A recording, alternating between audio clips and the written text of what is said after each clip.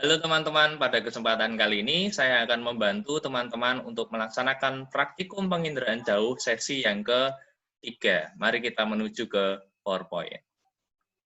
Oke, praktikum kali ini akan bertema identifikasi perubahan penggunaan lahan. Nah, apa tujuan praktikum kali ini? Yang pertama adalah siswa dapat mengolah data perubahan penggunaan lahan secara temporal menggunakan citra Google Earth. Yang kedua, siswa dapat mengolah data atribut dan data spasial dari citra Google Earth. Nah, alat dan bahan apa saja yang kita gunakan pada praktikum kali ini? Kita akan menggunakan yang pertama Google Earth Pro, dan yang kedua kita akan menggunakan lembar kerja siswa. Nah, di sini ada sebuah bagan yang menyatakan aplikasi penginderaan jauh dalam berbagai bidang. Untuk tema kali ini, kita akan menggunakan aplikasi penginderaan jauh ini untuk environmental monitoring. Nah, salah satunya adalah untuk melihat perubahan penggunaan lahan. Nah, bagaimana kita melakukan klasifikasi terhadap penggunaan lahan? Saya menggunakan klasifikasi standar nasional Indonesia yang dikeluarkan oleh Badan Informasi Geospasial. Nah, penggunaan lahan atau tutupan lahan di sini dibagi menjadi 3 ya. 3 kelas, ada kelas 1, 2, dan 3. Nah, kelas 1 itu dibagi menjadi 3, yaitu daerah bervegetasi, daerah tak bervegetasi, dan yang terakhir daerah perairan. Nah, dari masing-masing itu masih dibagi menjadi kelas-kelas lahan yang lain. Ya, daerah bervegetasi masih diklasifikasikan menjadi daerah pertanian dan daerah bukan pertanian. Nah, kemudian daerah tak bervegetasi bisa diklasifikasi lebih detail lagi menjadi lahan kosong dan pemukiman dan lahan bukan pertanian yang berkaitan. Sedangkan perairan ya masih merupakan bagian dari area perairan.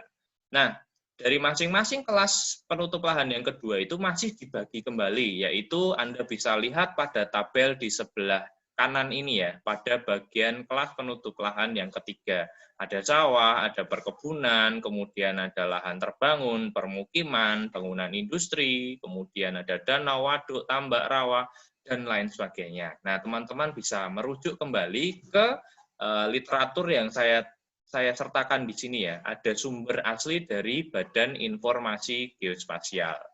Oke, teman-teman, kita sudah sampai di Google Earth Pro-nya ya. Nah, di sini teman-teman saya menggunakan wilayah di daerah sekitar Kota Tangerang Selatan. Nah, di sini saya mengidentifikasi menggunakan Google Earth Pro ya. Nah, teman-teman secara temporal ingat ya pertemuan yang kemarin bagaimana kita mengubah temporalnya, yaitu teman-teman bisa klik di sini menggunakan historical imagery. Nah, ini tersedia dari tahun, mari kita lihat, ternyata dari tahun 2002 ya. Walaupun citranya tidak begitu nampak. Ini ada tahun 2004, ada tahun 2006, kemudian ada tahun 2012, dan seterusnya bahkan sampai ke tahun 2020. Nah, teman-teman, Anda bisa identifikasi ya, sangat jelas perubahan penggunaan lahan di kawasan ini. Nah, kita bisa track ke tahun 2004 mungkin ya. Nah, ini kita bisa identifikasi. Lahannya masih banyak yang merupakan lahan kosong semacam ini. Kita bisa lihat dari sini ya. Kita coba zoom in. Nah, ini masih banyak sekali area lahan kosong berwarna kemerahan semacam ini. Kemudian diselingi dengan beberapa rumah penduduk di sini. Ada pemukiman-pemukiman kecil. Ya, kemudian diselingi dengan lahan-lahan sawah di sini. Nah, kemudian kita bisa cross check ke tahun 2020. Nah, sekarang wilayah ini sudah berubah drastis ya.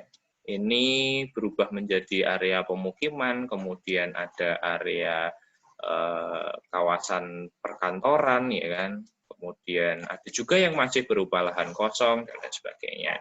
Nah, ini pentingnya untuk menggunakan citra Google Earth ya teman-teman ya. Kita bisa mengetrack, kita bisa mengetahui perubahan penggunaan lahan apa saja yang pernah terjadi pada kawasan. Oke, kita bisa menggunakan cara yang kemarin ya teman-teman ya. Dengan yang pertama Anda harus menegakkan terlebih dahulu citra yang Anda gunakan. Kita klik ke arah north-nya, kemudian kita identifikasi area yang sekarang sudah menjadi area pemukiman di sini.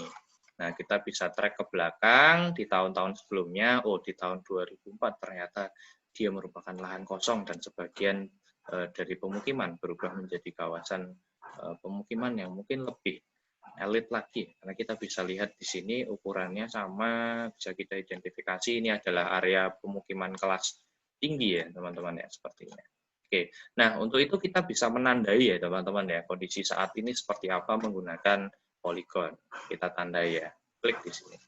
Nah, kemudian kita masukkan namanya, perubahan penggunaannya, PL, ya kan, kita identifikasi lahan tak terbangun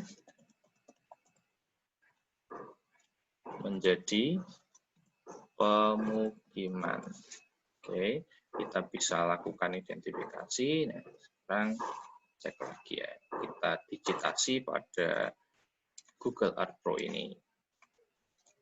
Ini areanya sekitar sini ya, teman-teman ya. Nah, ini kita bisa lihat sama-sama. Nah, ini kita bisa identifikasi bahwa ini adalah area pemukiman. Nah, kita bisa ganti dengan warna yang kita inginkan ya. Seperti cara yang kemarin ya, dengan opacity yang kita ubah menjadi lebih rendah, mungkin menjadi 20 atau 30. Nah, nampak semacam ini. Baik, kita sudah berhasil untuk melakukan digitasi terhadap kawasan pemukiman. Nah, ini di tahun 2020. Nah, kita coba bandingkan dengan taruhlah tahun 2006. Nah, ini banyak sekali ya. Jadi ada perubahan penggunaan lahan dari daerah yang lahan kosong semacam ini menjadi lahan terbangun semacam ini, menjadi kawasan pemukiman. Oke, itu ya teman-teman ya. Kemudian Anda bisa lakukan identifikasi secara menyeluruh terhadap area yang akan Anda lihat perubahan penggunaan lahannya. Nah, kemudian data penggunaan lahan ini kita juga bisa lihat luasnya ya teman-teman ya. Kita bisa lihat lewat sini, properties, kemudian kita lihat measurement, kita cek di areanya ya di sini ya. Di areanya di sini kita ganti menjadi square meter. Nah, di sini ada keterangannya 499,252 meter. Nah, baik, itu teman-teman bagaimana caranya untuk melihat atau mengidentifikasi perubahan penggunaan lahan. Nah, data mengenai perubahan penggunaan lahan itu kemudian Anda bisa pindahkan ke lembar kerja yang sudah saya siapkan. Oke, kita ke lembar kerja ya. Nah, di sini saya sudah menyediakan lembar kerja untuk teman-teman. Nah, apa saja tagihan yang ada dalam lembar kerja? Yang pertama, teman-teman diminta untuk menyertakan citra hasil identifikasi perubahan penggunaan lahan tahun sebelum terjadi perubahan penggunaan lahan. Nah, kemudian yang kedua, teman-teman juga diminta untuk menyertakan hasil identifikasi setelah terjadi perubahan penggunaan lahan. Taruhlah tadi di sini tahun 2006, berarti di sini tahun 2020. Nah, selain itu, teman-teman silakan menyertakan perubahan penggunaan lahannya dalam bentuk tabel. Nah, di sini yang di kiri adalah lahan tidak terbangun, dan kemudian yang di sebelah kanan ada lahan permukiman. Nah, di situ juga sertakan luas perubahan penggunaan lahan yang terjadi dari rentang tahun sebelum terjadi perubahan penggunaan lahan hingga setelah terjadi perubahan penggunaan lahan.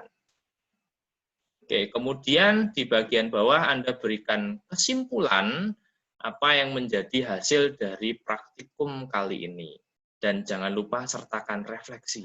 Setelah melakukan 3 kali praktikum, apa yang Anda rasakan, apa yang manfaat yang Anda dapatkan dari kegiatan praktikum kali ini. Dan yang terakhir, kira-kira saya akan menggunakan praktikum atau hasil praktikum ini untuk kegiatan apa di masa yang akan datang.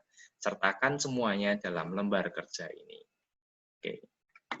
Oke, teman-teman, itu praktikum penginderaan jauh kita yang ketiga. Sampai jumpa.